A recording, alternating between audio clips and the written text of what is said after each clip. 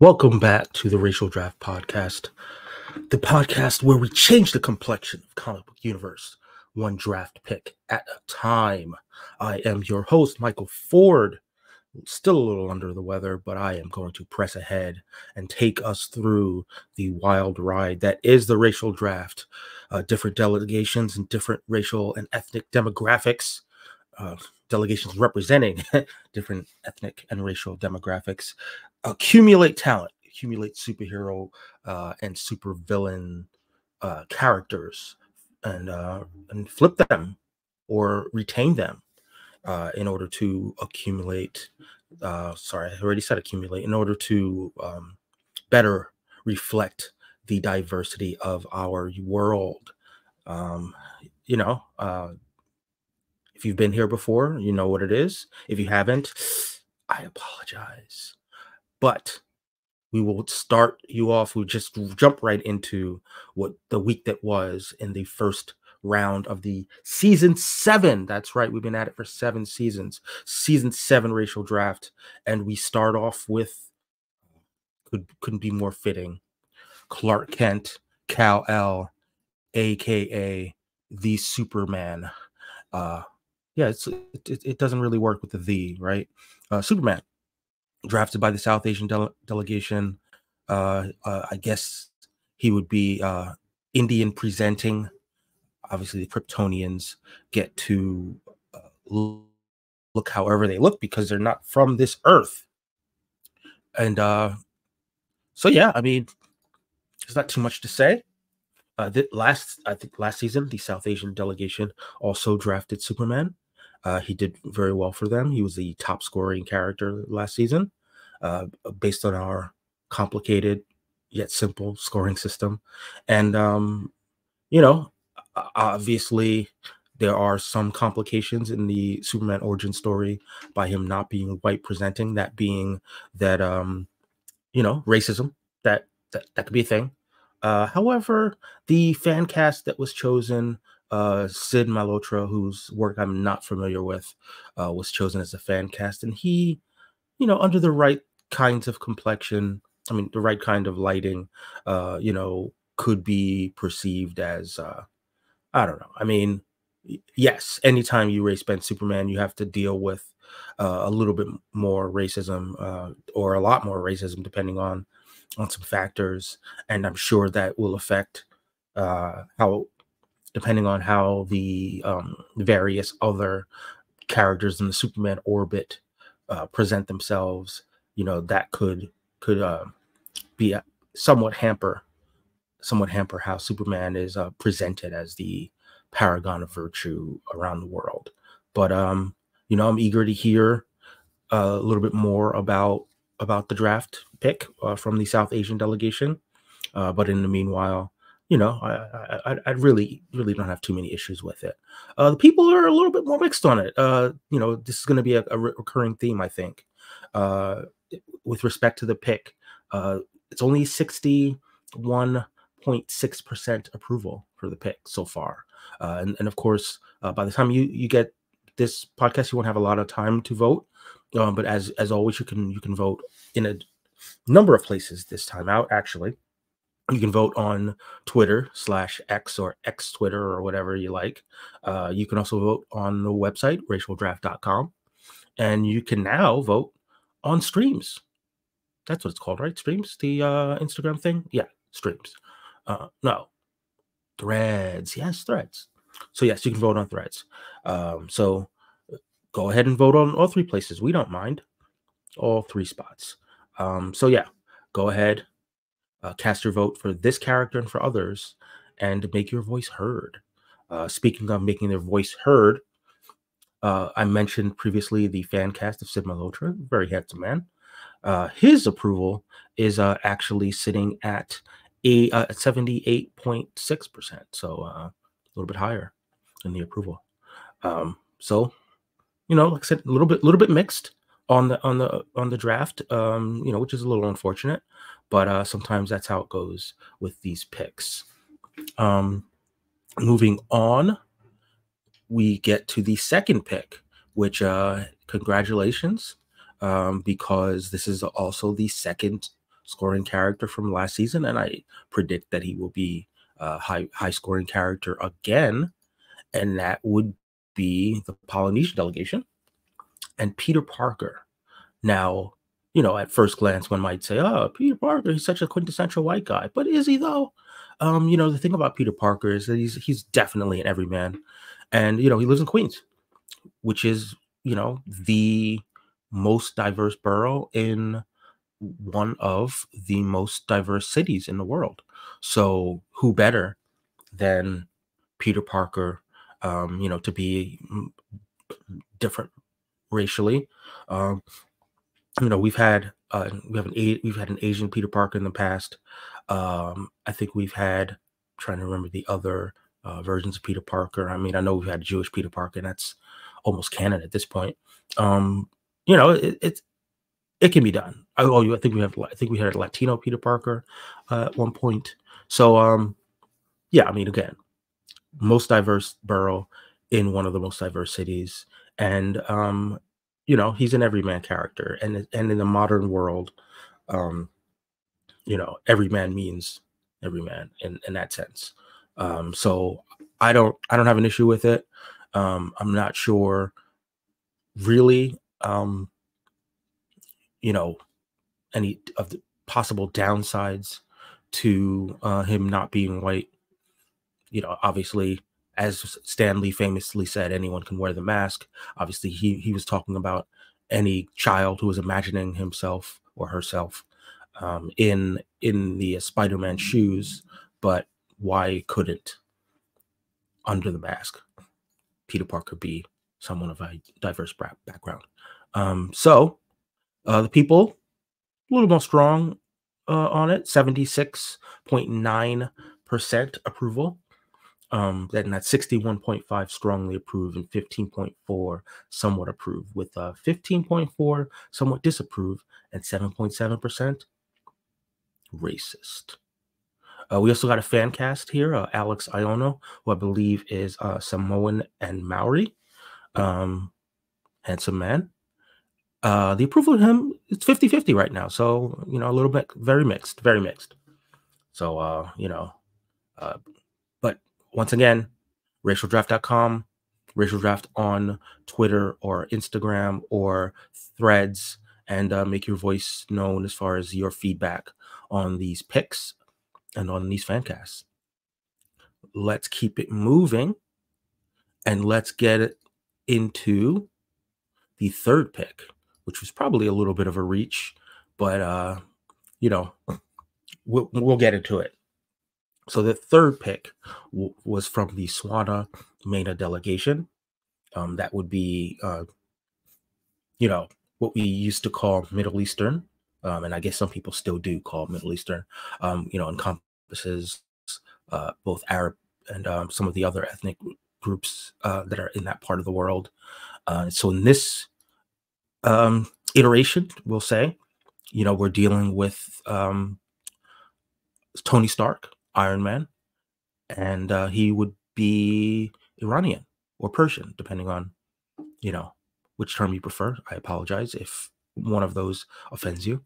I think this is a little bit of retread in the sense that other seasons, Iron Man's been depicted in this way, and what I would imagine, would come into play, particularly for the last few years, given his story, Tony Stark's story of being kind of a former warmonger who sold weapons, on behalf of the U.S. government, and then found out that those weapons were used horrifically.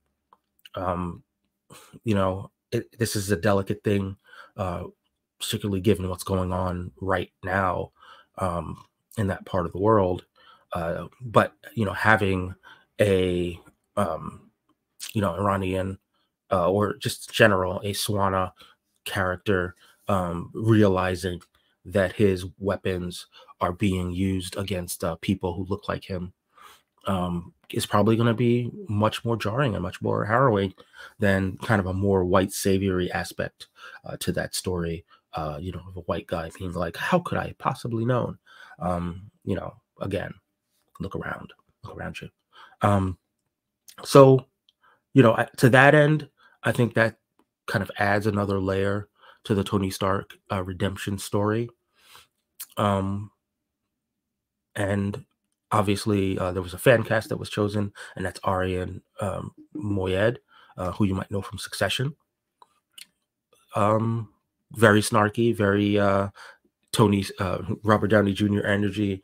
I definitely think he could pull off the like I said, the snark inherent in a Tony Stark wisecracking, uh, deal with his emotion with a wisecrack. I really got to stop repeating myself. But anyway, the people not so keen on it. Let us know if you feel differently. Get in there and cast your votes, because right now it's 50-50 on the approval side, 37.5 somewhat approve. Sorry, strongly approve, 12.5 somewhat approve, and 50% somewhat disapprove. And on the fan casting, a little bit higher, 66.6%. So basically a third on the approval, or sorry, 2/3 on the approval and 1/3 on the disapproval. So, like I said, keep those votes coming. Keep those votes coming. Moving ahead, we are going to the number 4 pick.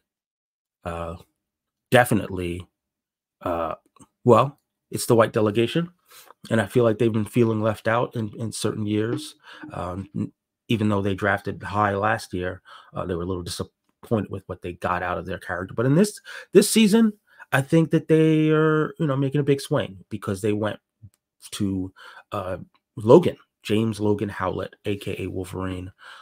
He of the team up with Deadpool coming. He of the one of the most, if not the most popular X-Men at a time when X-Men are becoming more and more relevant, omnipresent.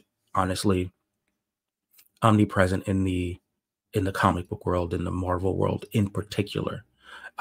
So yeah, what we're looking at right now is an approval rating of 60% for White Logan. Would imagine that what happens here is, Logan's a character that's been consistently race bent as part of the racial draft, and there are a lot of people who feel like he would just be a better and more well-rounded character if he was more than just a pure Caucasian.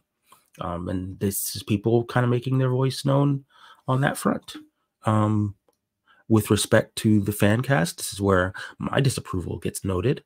Uh, they chose to stick with Hugh Jackman. Now, one thing about Hugh Jackman that I have been vocal about in the past is that he's a very tall man, and Wolverine is supposed to be a very short man. And even though Wolverine has been played by Hugh Jackman for, at this point, over 20 years, it still sticks in my craw that the character who's named for being a small animal that packs a big punch is being played by a large man who probably also packs a big punch. But that's not the point. The point is little Wolverine. And they had an opportunity to fan cast a little man as Wolverine, and they did not. So I do not approve. Anyhow, let's move on. Number 5 pick, multiracial delegation. This is a character that had a really big year last year, and I would imagine that the momentum will continue. And that character is Miles Morales. And if we're talking multiracial, we're talking about a character who, in a lot of ways, kind of tries to straddle two worlds. And with Miles Morales, you have a Black father and a Puerto Rican mother, and he obviously is perceived most of the time as Black, but I think that the comics and the cartoons have done a little bit more to incorporate his Puerto Rican culture, and I think that that's to the benefit. Again, when we were talking about Peter Parker, we were talking about him, being from New York. Miles is from Brooklyn. There are, in fact, I can tell you from firsthand experience, there are a lot of both Black, Puerto Rican, and mixed Black and Puerto Rican kids.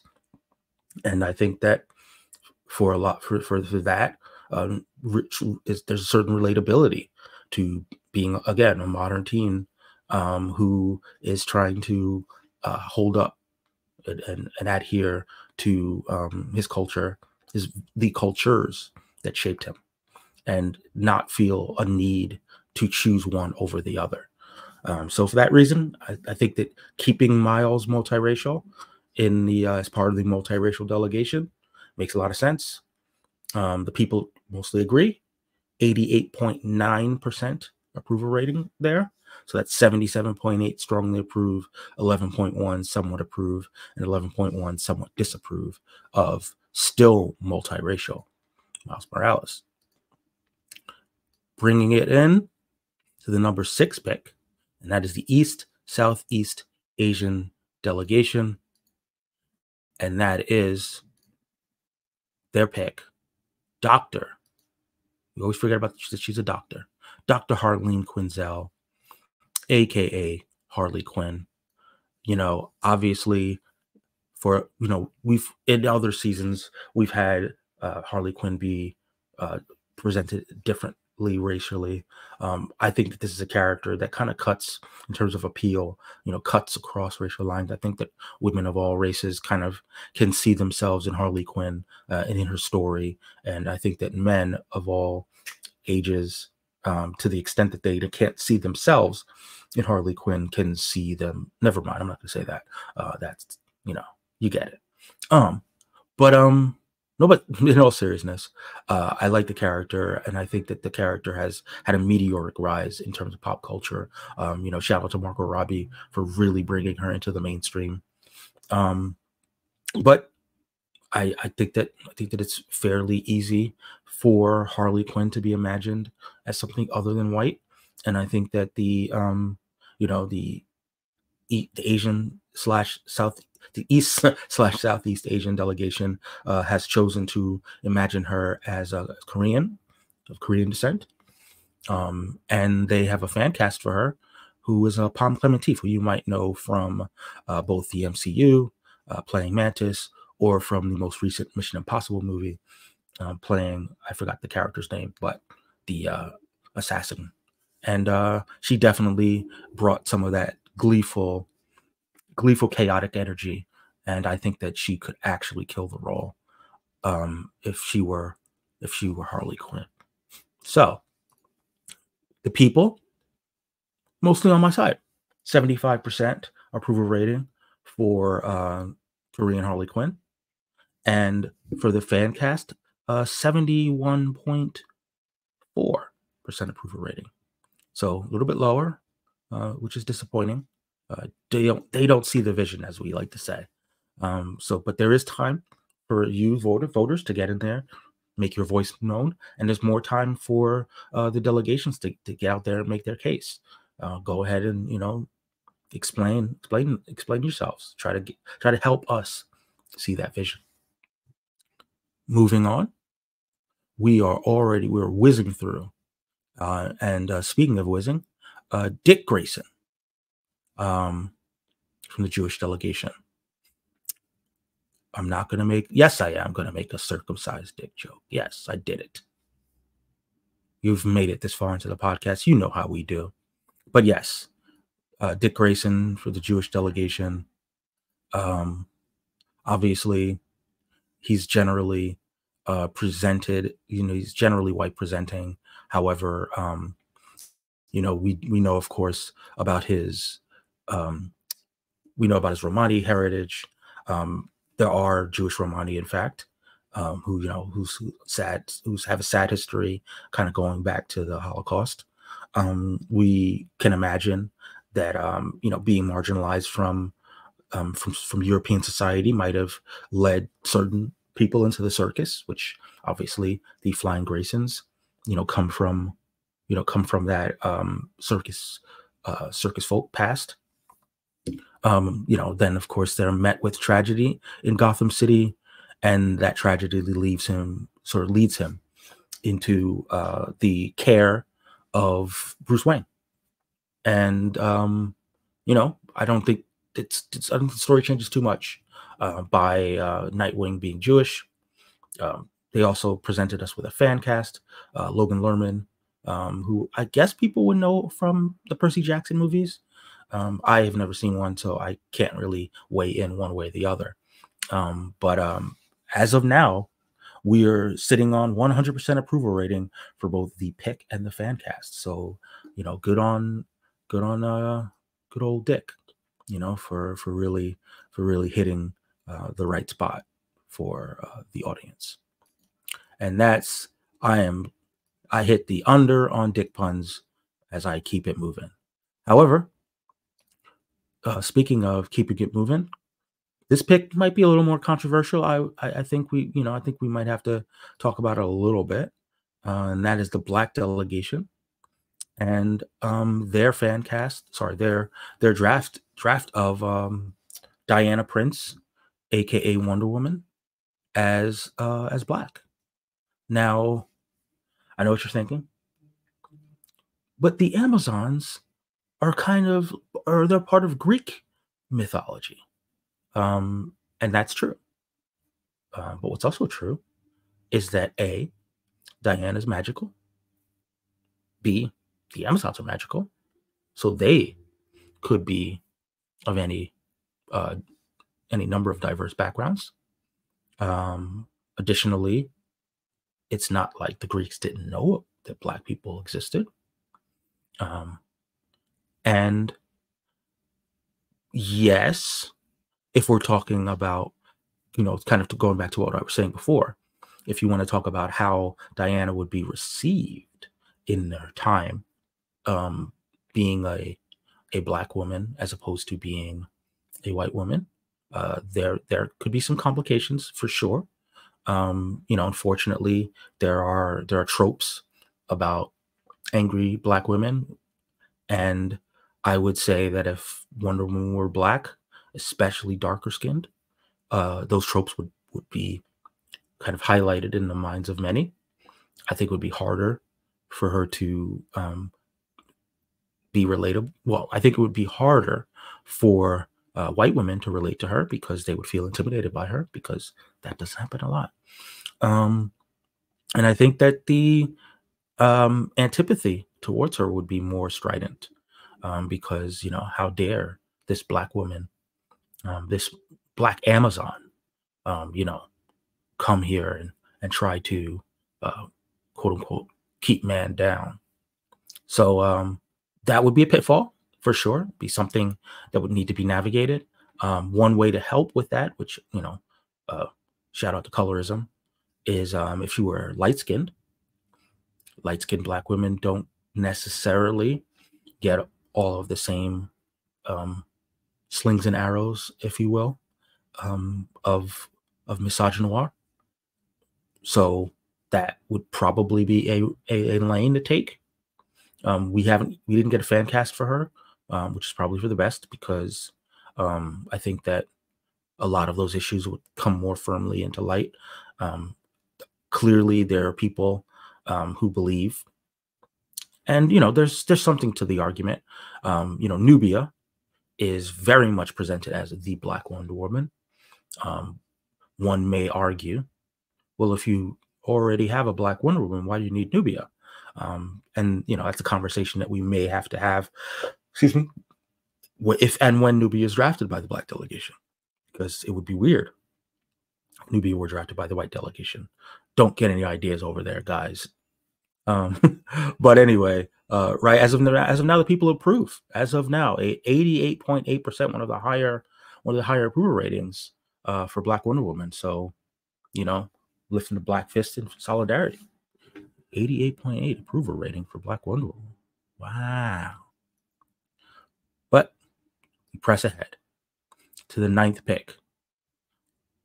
Steve Rogers, aka Captain America. He can do this all day. Can you do this all day in terms of imagining a Puerto Rico? Well, I don't think Carlos, who sometimes speaks for the Latinx delegation, I don't think he's actually said what his specific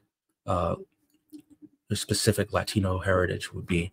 I mean, I think it would be a little easier Puerto Rican, because of the New York side of it all. But there are other there are other Latinx groups, or you know, there are obviously there are many ways to be Latino. I apologize for misspeaking in that respect, but Steve Rogers' story being early 20th century, that's where a wave of immigration from Puerto Rico started. I think that there are quite a number of white passing Puerto Ricans, and I think that at that time, in the 1930s and 40s, in that time, it would have been easier to navigate the racism of the day if you were white passing. So, that's another factor. I think that as far as the fan cast, Diego Boneta, he is certainly under the right kinds of light. He has the features that would allow someone to assume that he were white. And then, of course, when he's unearthed, returns to modern day, that's when he would feel more comfortable